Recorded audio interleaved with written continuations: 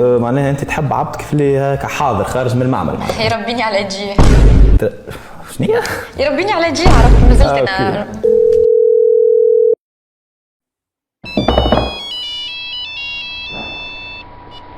حبي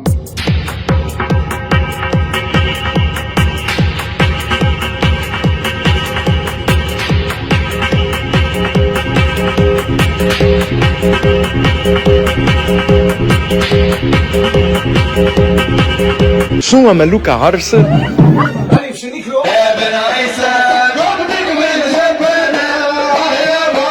هي تقرر معناها تخرج عريانة نورمال. ما هو انا زاد راشد عندي غراج معناها كشد نغتصبها حتى حد ما يلومني. جدوبي يا غلبة عمر. لا احلام. لا احلام. ما نسميوش الجهات، نحترموا الناس.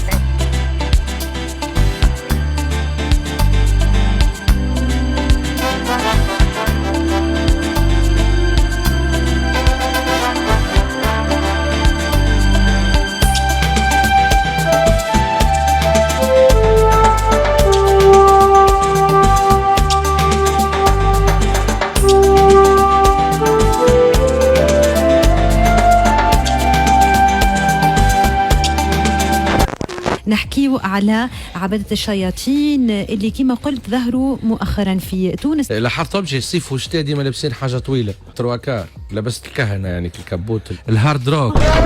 انا خلافات مع بعضنا. شو راجلي مش ماكن نوع من الرجال. نعم سعلي. ايش معناتها؟ الجمله اللي قلتها تحتمل دو سونس، زوج معاني. انا نتخيلك ما تقصدش المعنى الاول، تقصد معنى اخر معقول. اي المعنى الثاني اللي هو انسان.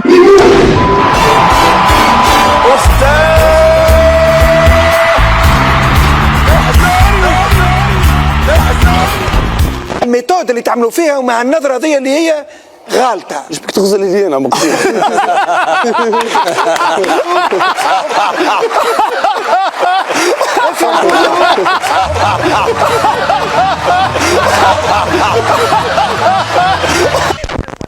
وعبد القادر شبيتي ما مغطي روحه كيك؟ من خلق هكاك قلت لك، كان عيد كبير الجلد يهز وحشاك بملحه يغم روحه بيه. الراس ما عادش يحب يعطيهولنا يحطه تحته تلقيه كله بالدم